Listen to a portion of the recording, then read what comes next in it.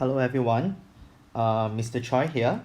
So for this video, you need to get ready your worksheet 22.3. For those who are in my 2022 class, this worksheet will be slightly different as I have updated some features of it, and you can actually download the latest copy from the SLS EMI packages. If not, you can also go to my Google Drive or OneNote. You will be able to retrieve this PDF. Basically, for question 1, I just want to do a quick recap on the application of your Fleming's right-hand rule. 1A, 1B, 1C are the typical questions. 1D is slightly special because I set it such that the direction of the applied force and the magnetic field is actually parallel.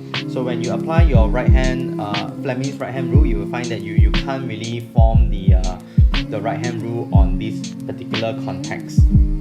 So I just want to use this example to bring out that when your applied force and your magnetic field are parallel, you will have absolutely no current. So for example, if you put up your right hand, you will see that actually your thumb and your hand will be able to form something like that, right? This will be your hand. So you will see that Fleming's right hand rule tells you that there are 3 factors that you are actually trying to align your fingers to, which is the force, magnetic field line, and the resulting induced current. So here you will see that when the force and the magnetic field are at right angle, you are actually going to get a very strong induced current. You have not learned this, but actually this is what we call a cross product. It means that basically the size of your induced current actually depends on the angle between your force vector and your magnetic field vector. So what happens is that if your force vector is perpendicular to your magnetic field vector, you are going to get the maximum induced current. Vice versa, if your force vector is parallel to your magnetic field vector, you are going to get no current.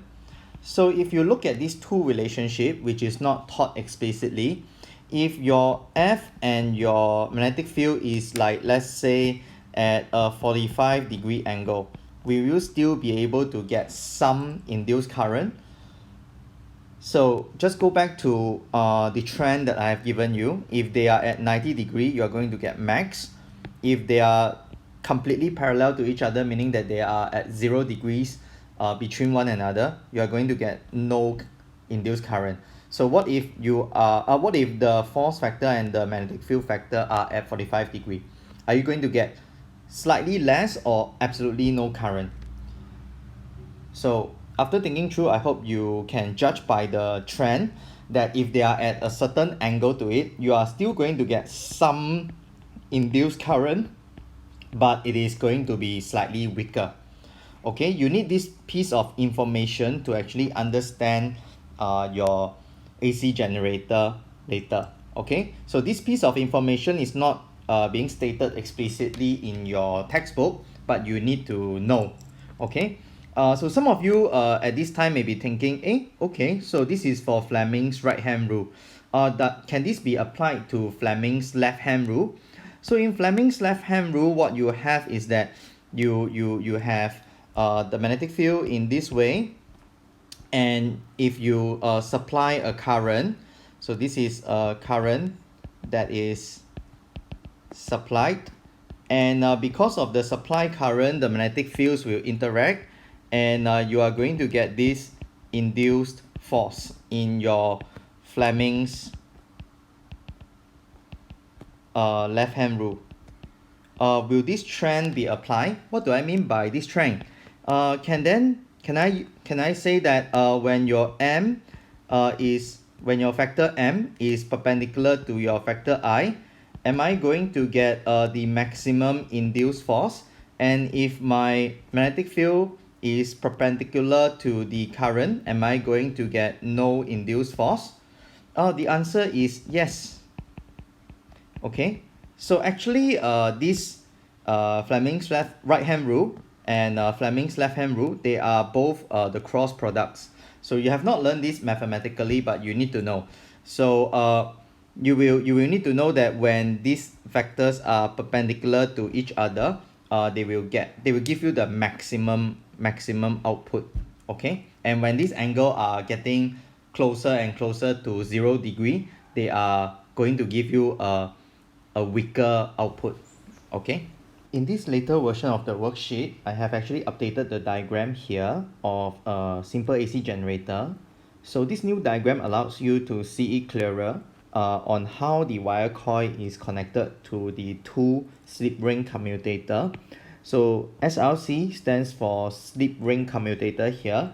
Please take note that you cannot use this in exam. So in this new diagram, you can see it very clearly that the right hand side of the coil, we call it BB, is only connected to the first slip ring commutator.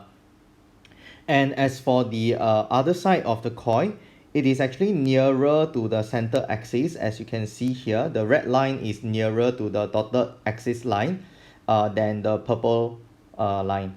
So actually this red wire will go through the first slip ring B, and it will only then be connected to the slip ring A at the other end. So because of this, as this whole wire coil begin to rotate this way and this way, the red wire, as you can see here, and the purple wire will just keep on slipping along the circumference of the respective slip ring commutator. Okay, so this diagram allows you to see it more clearly than the textbook diagram. Okay, then down here in your SLS, I have also asked you this question on whether or not you can actually apply your Faraday's law to explain why when you turn the handle of the AC generator, you can actually produce or induce a EMF.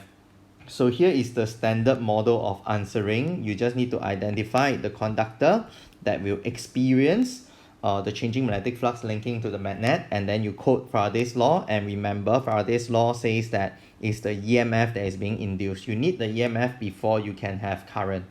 So in this video, I will briefly go through how when the coil rotates 360 degree and how at different stage different amount of EMF is being produced.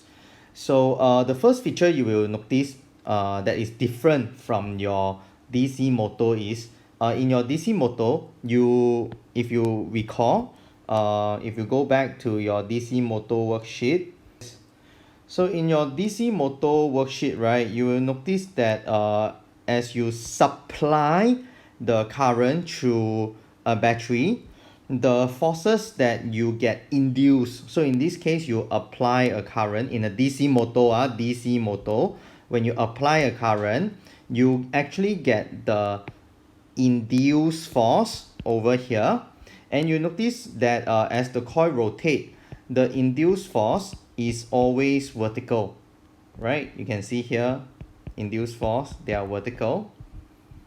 Right here at this particular stage, there's no current, so no induced force, but once it go over the vertical line, you can see that there is the vertical force and induced force acting on the coil of wire. So you can see that the induced force is perpendicular, is always vertical. But in the case of a AC generator, because you are actually rotating the handle, right, you are applying a force, right? So as you apply the force, the coil will actually rotate along the circumference, and because you are applying a force on the handle, the force will actually be tangential to the circumference of the circular motion. So you can see that as your coil is being rotated by the handle, the force will actually go tangential to the to the circumference of your rotation, okay, rather than always having a vertical force like this in your DC motor. So in your DC motor, you are getting something like that, right? That the induced force is always vertical, but in your AC generator, the force that is being applied on the handle, the direction of that force is always tangential.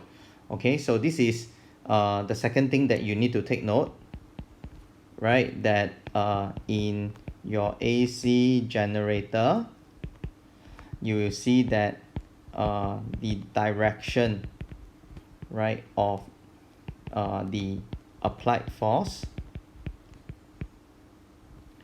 is tangential. Okay, I'm not sure if I spell it correctly. Okay, to the circular motion.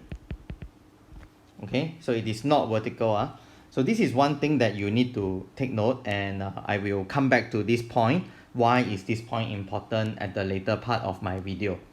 So let's move on.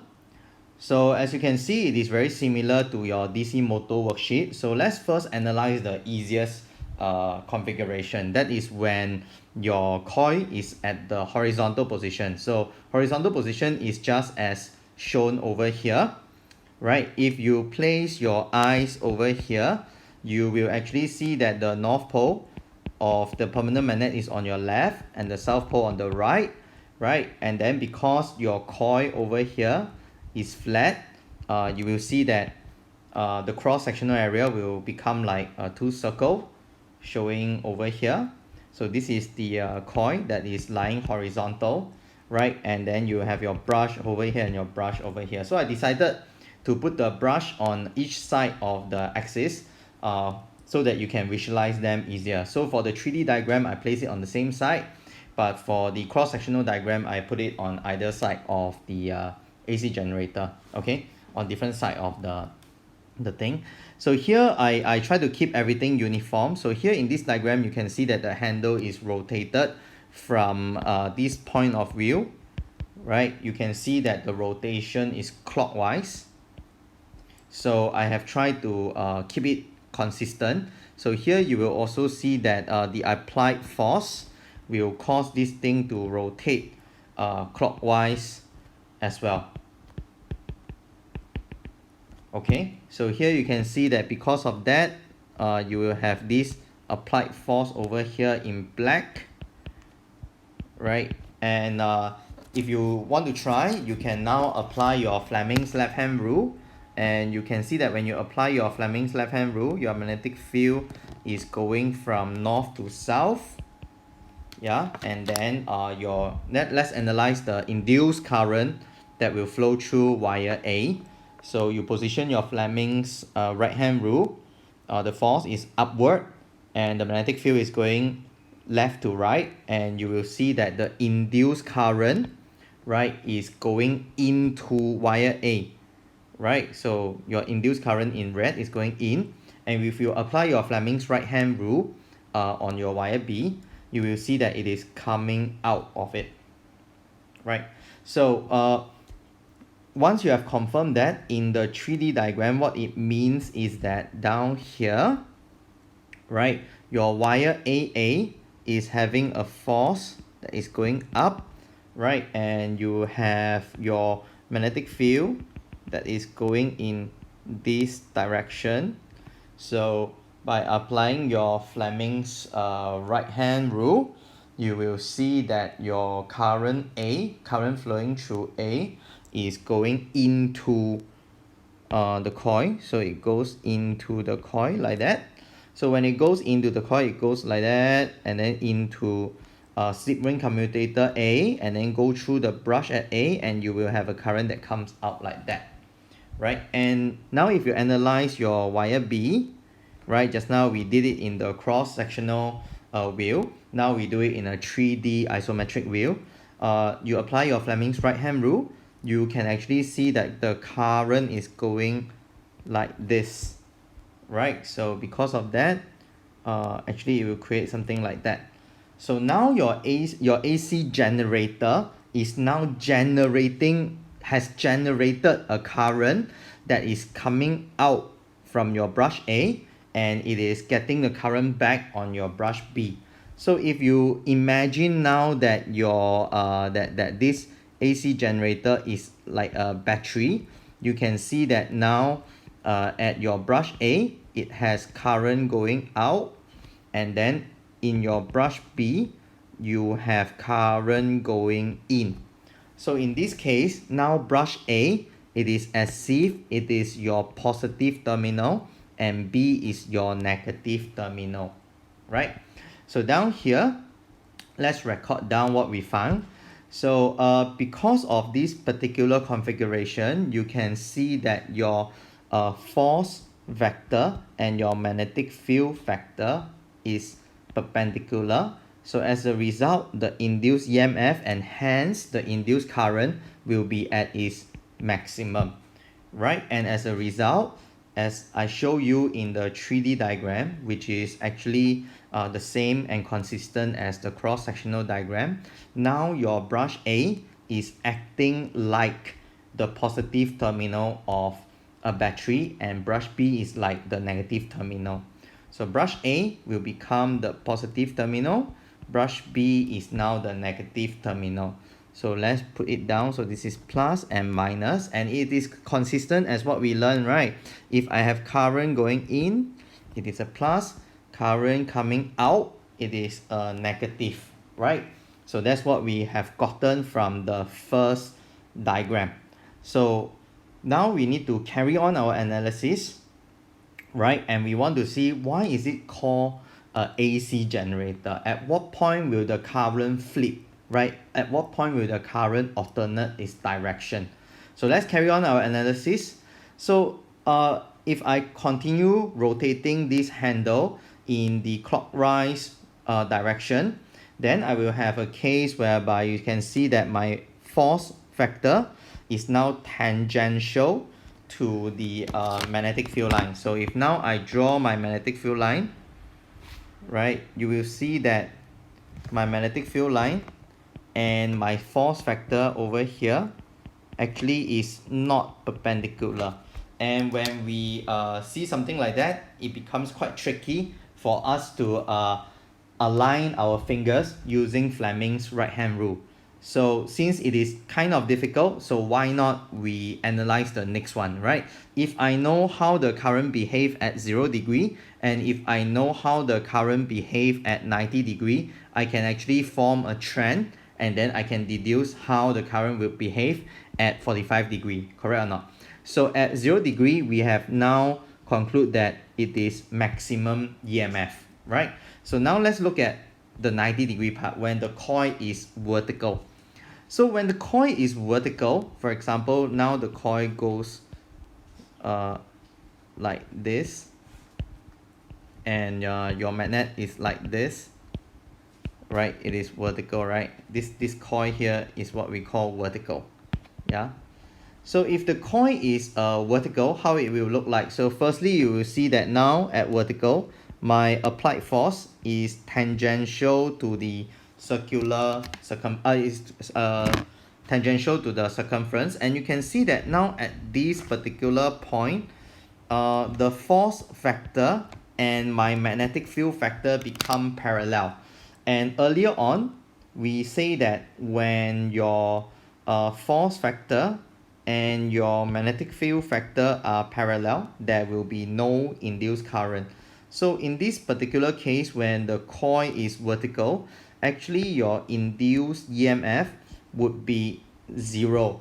And that is because now your force vector and your magnetic field line is parallel. So once we do this, we realize that we can form a trend, right? At 0 degree, my induced EMF is maximum, right? And then at 90 degree, my induced EMF is 0.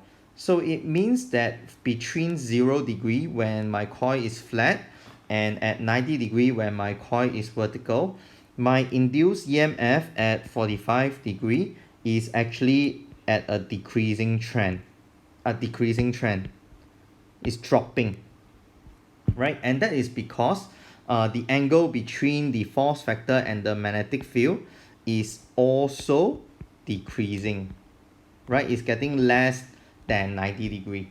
But even though that the angle is decreasing, if you imagine the force vector is still like that, right? If you imagine it this way, you will still be able to use your Fleming's right hand rule and see that the current here is still a cross and the current here is still a dot. So because of this nature, your brush A is still going to be positive and your brush B is still going to act like a negative terminal of a battery. So because of that, the direction of the current still remains the same, right? So from here all the way to here, basically the direction of the induced current remains the same.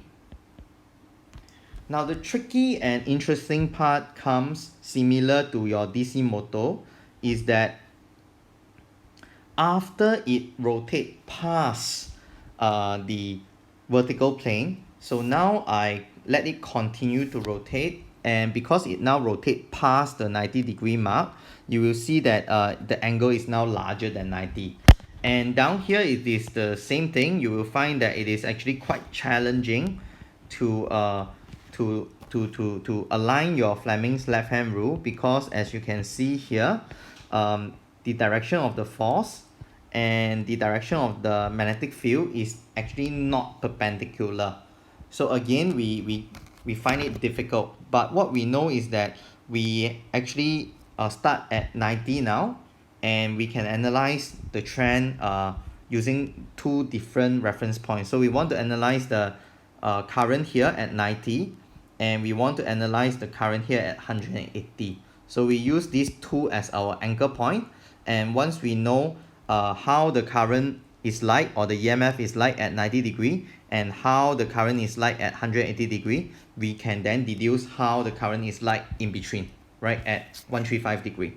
So at 180 degree, since we are rotating in the same direction, we have the force in this manner, and then now you have this, right? This is your magnetic field line. So if you use your Fleming's right hand rule, you will be able to get that the current at B is actually going in, and the current at A is actually coming out. So if the current at B is going in, right, we say that when current at A is going in, you will actually behave like a positive terminal, and if you have a current that is going out, you behave like a negative. So in positive, out negative, right? So in positive, out negative. So please take note, this in is for B, right? And this out is for A, right? So if you compare at the very beginning, right, you can see that let me see what color do I use. B is green, right? B is green, right? When B is a dot, B become negative, right? When A is a cross, A is positive, right? So now if you compare this, right, you can see that here your A brush is now like your positive terminal. Your B brush is like your negative terminal, right? However, after it rotates 180 degree, now your B brush, or maybe I keep it to the same formatting, your A brush is now your negative terminal, and your B brush is now your positive terminal. So you can see that between this and this, your direction of your induced current has reversed, right? So that's why the current generated has alternated in its direction, right? So now let's zoom back into the 90 to 180 part. So now if I look back at the 180 part, you can see that because the magnetic field line and the direction of the applied force is perpendicular, so again you are going to get a EMF that is at maximum, and that is because the direction of the angle between these two vectors is perpendicular. Interestingly, because of the how the wire coil is connected to the ring, so here you can see that the B coil is now on the side of the A brush. But remember at the very beginning we say that because of how it is wired, the wire BB is always brushing against the slip ring commutator B, right? So even BB, the wire BB appears on the left side, it is still connected to the brush B, right? The current will still be flowing through brush B. So because of that, even though your wire BB is on the other side of the brush, the current will still go to brush B, because of how the AC generator is configured.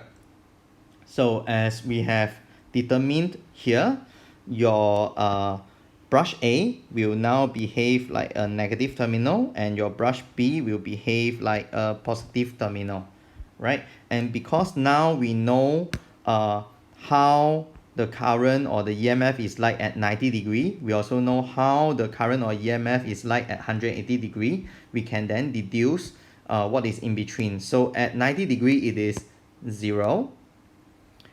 At 180 degree it is maximum. So from 0 you grow to become maximum. So because of that, I would know that my induced EMF must be rising, and that is because the angle between this force factor and the magnetic field is also increasing, right? Sorry about the E. Okay, so now how about have the current actually flip in between. So this time round we need to do a bit of thinking. So just imagine this thing now is tending towards this side, this thing is tending towards this side, right? And if you apply your Fleming's right hand rule, you can actually see that once the coil rotates past the vertical plane, the current has actually already flipped. If you don't believe me, just apply your Fleming's right hand rule. You can actually see that wire A will have a current like that, and wire B already have a current like this. So because of that, brush B has already become positive and brush A already become negative. So actually at this point, once the coil rotates past the vertical plane, the current would have already flipped its direction, right? So this thing over here would have already flipped. So take note, this is actually the point where the direction of the current will reverse. Okay, so at this point, is there current? No, there is no current. But once it rotates past the vertical plane, it would have already flipped the direction. Okay, yeah. So this is also the reason why the generator, even though you are rotating from 0 degree all the way to 360 degree, you are rotating it in the same direction, the clockwise direction, you are going to get a EMF, but this EMF is going to alternate its direction, right? Every time it cuts the vertical plane, right? So because of that, we call this type of generator AC generator.